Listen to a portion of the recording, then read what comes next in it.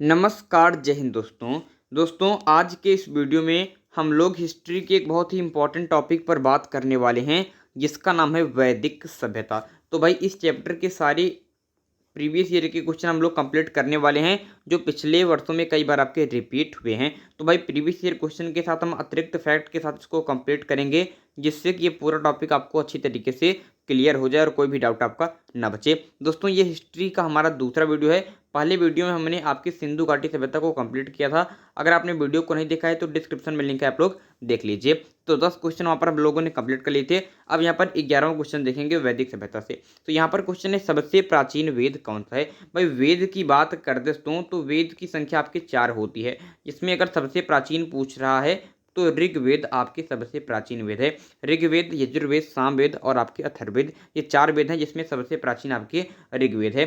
ऋग्वेद की बात करते हैं दोस्तों, इसमें कुल आपके 10 मंडल हैं, ठीक है। 1028 सूक्त हैं और कुल 10,562 ऋचाएँ होती हैं जिसे आप श्लोक भी कहते हैं। ऋग्वेद की बात करते हैं, इसके 10 मंडल में 3 मंडल अति महत्वपूर्ण है। इसमें एक है तीसरा मंडल जिसमें गायत्री मंत्र का उल्लेख है, पेपर में आता है कई बार। एक है आपका 9वां मंडल जिसमें सोम देवता का उल्लेख है और एक है 10वां मंडल जिसमें आपके 4 वर्णों का उल्लेख है। तो ये तीनों मंडल आपको याद रखने चाहिए, ठीक है दोस्तों। अगर क्वेश्चन पूछ ले कि ऋग्वेद में दोस्तों ऋग्वेद का जो पाठ करते हैं तो उसके पाठकर्ता को क्या कहते हैं, तो नोट कर लीजिएगा कि ऋग्वेद के पाठकर्ता को होत्री कहा जाता है, होत्री या फिर होत्रा, ठीक है। तो होत्री आपको याद रखना है, पेपर में कई बार आपके आ जाता है। अब यहाँ पर देखेंगे अगले क्वेश्चन को कि 4 आश्रमों का उल्लेख किस उपनिषद में किया गया है। दोस्तों 4 आश्रम याद रखना है कि वैदिक सभ्यता की बात करते हैं। जब वो आपकी वैदिक सभ्यता का कार्यकाल कब से है, 1500 से लेकर आपके 600 ईसा पूर्व तक। तो 1500 ईसा पूर्व से लेकर 600 ईसा पूर्व, तो उस समय जो वैदिक सभ्यता रहा करती थी उस समय मानव का जो सामान्य जीवन था वो लगभग आपके 100 वर्ष माना गया था। हालांकि अब तो ऐसा नहीं रह गया है, अब तो मनुष्य का समान जीवन काल 70 वर्ष का हो गया है, लेकिन उस समय लगभग 100 वर्ष का था। तो उस समय आपके 4 आश्रम निर्धारित किए गए थे कि किस तरीके से आदमी को अपना जीवन जीना है, जिसमें 100 वर्षों में दोस्तों पहला जो आश्रम था उसे कहते थे ब्रह्मचर्य आश्रम। क्या कहते थे, ब्रह्मचर्य आश्रम कहते थे। ये 25 वर्ष तक हुआ करता था। इसमें आपके मनुष्य की बात करते हैं, बालक की बात करते हैं, ये गुरु के पास जाते थे और ज्ञान को अर्जन करते थे। फिर इसके बाद ज्ञान अर्जन करने के बाद आपके गृहस्थ आश्रम स्टार्ट होता था 25 वर्ष से 50 वर्ष तक, जिसमें भाई आपके मनुष्य की बात करते, मनुष्य गृहस्थ आश्रम में आता था, विवाह करता था, शादी करते थे, बच्चे होते थे और भाई आपके पूरी तरीके से समाज में लिप्त रहता था। तो इससे आपके गृहस्थ आश्रम था। इसके बाद दोस्तों आपके वानप्रस्थ आश्रम हुआ करता था, ठीक है। वानप्रस्थ आश्रम मनुष्य वन की तरफ जाता था और भाई ये 75 वर्ष तक, और 75 वर्ष के बाद शेष जीवन की बात करते हैं 75 वर्ष के बाद, तो वो आपके संन्यास आश्रम हो जाया करता था, संन्यास आश्रम। तो ये 4 आश्रम हुआ करते थे, ब्रह्मचर्य, गृहस्थ, वानप्रस्थ, संन्यास। तो कह रहे हैं कि कहाँ पर इसका उल्लेख हमें मिलता है, मतलब ये तो बहुत पुरानी बात हो गई, तो हमें ये उल्लेख कहाँ पर मिलता है कि 4 आश्रम हुआ करते थे, किस उपनिषद में। तो यहाँ पर ध्यान से देखेंगे दोस्तों, ये काफ़ी इंपॉर्टेंट क्वेश्चन पेपर में कई बार आता है। बात करें दोस्तों जबालोपनिषद की, किसकी बात करते हैं, जबालोपनिषद की बात करते हैं। नोट कर लीजिए कि इसमें आपके 4 आश्रमों का उल्लेख मिलता है। उपनिषद की बात करें दोस्तों तो उपनिषद कुल 108 होते हैं। कितने, 108 होते हैं। और इनका एक नाम और भी है, अगर पूछ ले कि वेदांत क्या होते हैं तो आपके वेदांत भी आपके उपनिषद का एक नाम ही है, याद रखिएगा दोस्तों। 108 उपनिषद में आपको 3 आश्रम याद रखने हैं। एक है आपके जवालोपनिषद, मैंने आपको बता दिया कि 4 आश्रमों का उल्लेख है। एक होता है मुंडकोपनिषद जहाँ पर सत्यमेव जयते अपने यहाँ का राष्ट्रवाक्य लिया गया है। और एक होता है कंठोपनिषद जहाँ से नचिकेता और यम का संवाद लिया गया है। यहाँ पर देखिए आपकी अगला क्वेश्चन वही है, ठीक है। अभी आगे ये मिलेगा तो अभी आगे देखेंगे। यहाँ पर तीसरा क्वेश्चन कि अथर्ववेद में प्रजापति की 2 पुत्रियां किसे कहा गया है। अच्छा क्वेश्चन है, यहाँ पर देखिएगा ध्यान से कि अथर्ववेद में प्रजापति की 2 पुत्रियां किसे कहा गया है। तो मैंने आपको बताया था कि वेदों की संख्या कितनी है, तो वेदों की संख्या आपके 4 है। तो उसमें दोस्तों आपके अथर्ववेद की बात करते हैं, ये सबसे नवीनतम वेद है। नवीनतम कहने का अर्थ ये दोस्तों कि इस वेद की रचना सबसे बाद में हुई है, तो ये सबसे नवीनतम वेद है अथर्ववेद।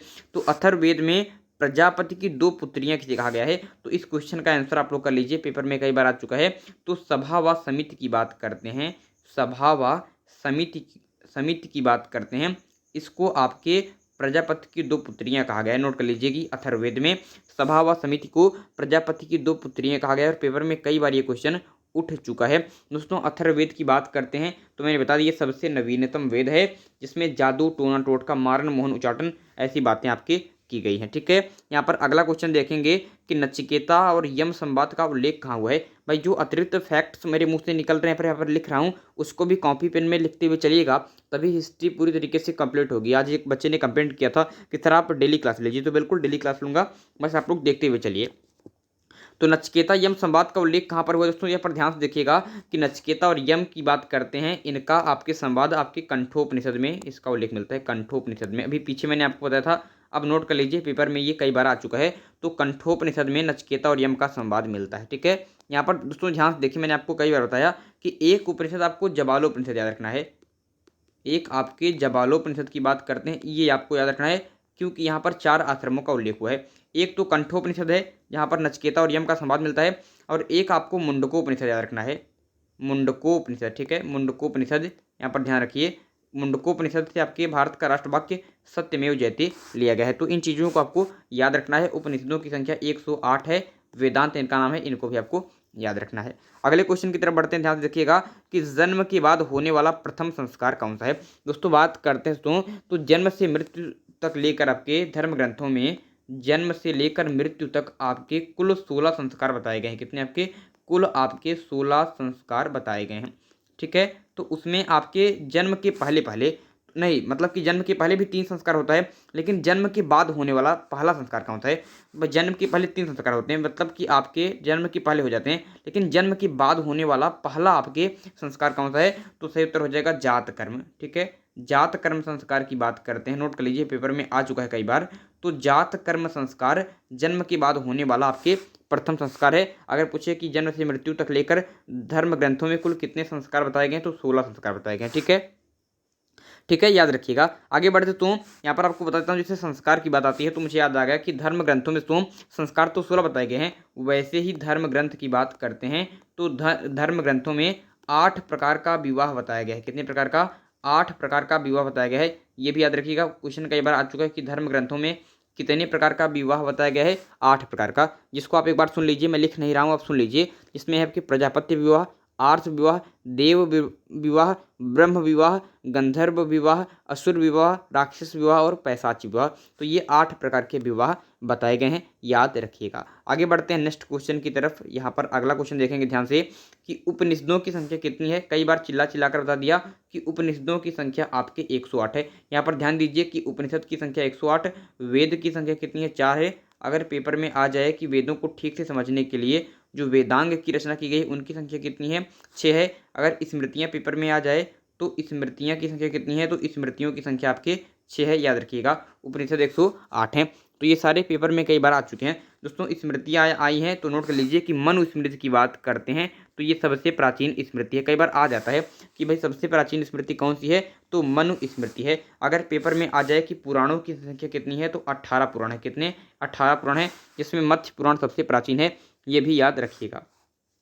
आगे बढ़ते हैं नेक्स्ट क्वेश्चन की तरफ दोस्तों। यहाँ पर ये क्वेश्चन आपको कंप्लीट हो गया। यहाँ पर अगला क्वेश्चन है कि कौन सा वेद चंपू काव्य है। दोस्तों चंपू काव्य के बारे में आपसे पूछ रहा है, सभी को पता होना चाहिए कि चंपू काव्य होता क्या है। तो जो काव्य आपके गद्य और पद्य दोनों में होता है, जो काव्य जो रचनाएं आपके गद्य और पद्य दोनों में होती हैं उसे चंपू काव्य कहते हैं। तो या तो क्वेश्चन आपसे पूछेगा कि वह केवल एकमात्र ऐसा वेद जो गद्य और पद्य दोनों में है, या फिर चंपू काव्य है। आपको घुमाकर मान लीजिए पूछ ले तो आपको यजुर्वेद सही उत्तर लगाना है। यजुर्वेद की बात करते हैं, एकमात्र ऐसा वेद जो गद्य और पद्य दोनों में है, यानी कि चंपू काव्य है। यजुर्वेद की बात करते हैं दोस्तों, इसमें यज्ञ के समय होने वाले सारे नियम के बारे में यजुर्वेद में बताया गया है। और यजुर्वेद की बात करते हैं तो इसके पाठकर्ता को अध्वर्यु कहते हैं। जैसे मैंने आपको बताया था कि ऋग्वेद के पाठकर्ता को क्या कहते हैं, होत्री कहते हैं, वैसे ही आपके यजुर्वेद के पाठकर्ता को आपके अध्वर्यु कहते हैं। वैसे ही सामवेद की बात कर लेते हैं तो सामवेद की बात कर लेते हैं तो सामवेद आप लोग जान गए कि इसमें आपके इसे भारतीय संगीत का जनक कहा जाता है। और इसके पाठकर्ता को क्या कहते हैं, तो उदात्री कहते हैं। क्या कहते हैं कि उदात्री कहते हैं कि इसके पाठकर्ता। तो वहाँ पर आपके होत्री आपने देख लिया ऋग्वेद में, यहाँ पर आपने अध्वर्यु यहाँ पर देख लिया, और यहाँ पर आपने सामवेद में उदात्री पढ़ लिया। तो ये सारे पेपर में कई बार आ चुके हैं। इसलिए मुख्य रूप से इसको आप याद रखिएगा। आगे बढ़ते हैं नेक्स्ट क्वेश्चन की तरफ। ये क्वेश्चन कंप्लीट है। यहाँ पर क्वेश्चन है, दसराग युद्ध किस नदी के किनारे लड़ा गया। भाई दसराग युद्ध की बात करते हैं, पेपर में कई बार आता है दसराग युद्ध किस नदी के किनारे लड़ा गया। तो भाई ये आपके रावी नदी के किनारे लड़ा गया। रावी नदी याद है ना, मैंने आपको जब हड़प्पा सभ्यता बताया था तो बताया था कि रावी नदी के बाएं तट पर स्थित है, तो वही है ये रावी नदी। और इसी के किनारे दसराग युद्ध लड़ा गया था। किसके किसके बीच में, तो नोट कीजिए कि भरत राजा सुदास, ठीक है, भरत राजा सुदास जो तृतीय वंश से थे, ठीक है, और इसके आपके खिलाफ थे 10 जनों के मध्य, 10 जनों के मध्य आपके ये दसराग युद्ध लड़ा गया था। दसराग युद्ध लड़ा गया था जिसमें भरत राजा सुदास विजय हुए थे। और बात करते हैं इसका उल्लेख कहाँ पर मिलता है, तो आपके 4 वेदों में जो ऋग्वेद है इसके 7वें मंडल में, कहाँ पर आपके इसके 7वें मंडल में आपके दसराग युद्ध का उल्लेख मिलता है। कई बार ये भी पूछा जाता है और कई बार ये भी पूछा जाता है और ये नदी भी कई बार आ जाती है, तो इनको आप विशेष रूप से याद रखिए। दसराग युद्ध का उल्लेख आपके कहाँ पर हुआ है, तो आपके ऋग्वेद में बहुत ही महत्वपूर्ण युद्ध है, याद रखिएगा। नेक्स्ट क्वेश्चन है कि ऋग्वेद के किस मंडल में गायत्री मंत्र का उल्लेख है। मैंने कई बार आपको पढ़ा दिया कि तीसरे मंडल की बात करते हैं, तो आपके तीसरे मंडल में गायत्री मंत्र का उल्लेख है, ठीक है, इंपॉर्टेंट है। इसके अलावा अगर आपके 9वां मंडल आ जाए तो नोट कर लीजिए कि 9वां मंडल में सोम देवता का उल्लेख है, ठीक है, सोम देवता का उल्लेख है। और वहीं आपके 10वां मंडल आ जाए तो 10वां मंडल के पूर्व सूक्त में आपके 4 वर्णों का उल्लेख है, 4 वर्णों का उल्लेख है। तो ये सारे आपको याद रखने हैं अच्छी तरीके से। नेक्स्ट क्वेश्चन है कि भारत की प्रथम ग्रामीण सभ्यता कौन सी है दोस्तों। तो ग्रामीण सभ्यता की बात करते हैं तो जो आपकी वैदिक सभ्यता है, जो आपके वैदिक सभ्यता है यही आपकी ग्रामीण सभ्यता भी है, ठीक है, यही आपको ग्रामीण सभ्यता भी है, याद रखिएगा। आप लोग तो अच्छी तरीके से जानते हैं कि इससे पहले जो आपकी सिंधु घाटी सभ्यता की बात करते हैं तो सिंधु घाटी सभ्यता एक नगरीय सभ्यता थी, ठीक है, लेकिन इसके बाद दोस्तों जो आपकी वैदिक सभ्यता आई ये आपकी ग्रामीण सभ्यता थी। तो भाई आपके ये भारत की प्रथम ग्रामीण सभ्यता है। दोस्तों वैदिक सभ्यता की बात करते हैं तो आपको पता होना चाहिए कि वैदिक सभ्यता की नींव किसने डाली थी। तो वैदिक सभ्यता की नींव डाली थी आर्य लोगों ने, ठीक है, आर्य लोगों ने। और प्रसिद्ध इतिहासकार मैक्स मूलर ये मानते हैं कि जो आर्य हैं ये आपके इनका मूल निवास था मध्य एशिया, ठीक है, मध्य एशिया, ठीक है, मध्य एशिया। तो यहाँ से ये लोग आए थे और इन्होंने ही वैदिक सभ्यता की नींव डाली थी। सिंधु घाटी सभ्यता का विनाश हो गया था। बहुत सारे लोग बताते हैं कि ऋतु परिवर्तन के कारण इसका विनाश हुआ था और इसके बाद वैदिक सभ्यता आपके आई थी, ठीक है। वैदिक सभ्यता का कार्यकाल कब से कब तक था, तो 1500 BC से लेकर 600 BC तक का कार्यकाल आपके था वैदिक सभ्यता का, ठीक है, याद रखिएगा। बहुत ही महत्वपूर्ण बात है। इसमें आपके इस वैदिक सभ्यता में एक होता था ऋग्वैदिक काल और एक होता है उत्तर वैदिक काल। इसमें तमाम प्रकार के वेद, उपनिषद, पुराण, स्मृतियाँ, इन सब की रचना की गई है, तो इसको आप अच्छी तरीके से याद रखिएगा। तो भाई ये सब कुछ महत्वपूर्ण बातें थी। आज के 10 क्वेश्चन इंपॉर्टेंट थे वैदिक सभ्यता से और लगभग आपकी चीज़ें यहाँ पर कंप्लीट मैंने आपको करवा दी हैं, ठीक है, जो प्रीवियस ईयर के कई सारे क्वेश्चन आपके आए हैं। भाई किसी भी टॉपिक को पूरी तरीके से 100% तो आपके क्लियर नहीं कहा जा सकता है क्योंकि ज्ञान अनंत है, लेकिन हाँ उतनी चीज़ें जो पेपर में आ सकती हैं, ज़्यादा इंपॉर्टेंट है, बार बार रिपीट हुई हैं, उसको यहाँ पर हमने आपके लिए कंप्लीट करने का प्रयास किया है। अगर वीडियो अच्छा लगा हो तो लाइक कीजिएगा, अगर कोई सजेशन हो दीजिएगा, हम जल्दी से नेक्स्ट वीडियो लेकर उपस्थित हो जाएंगे आपके सामने, ठीक है। हिस्ट्री का तीसरा वीडियो बहुत जल्द आपके बीच में आने वाला है, इसलिए चैनल पर बने रहिए, सब्सक्राइब भी कर लीजिएगा नए हैं। धन्यवाद, बाय बाय, गुड नाइट।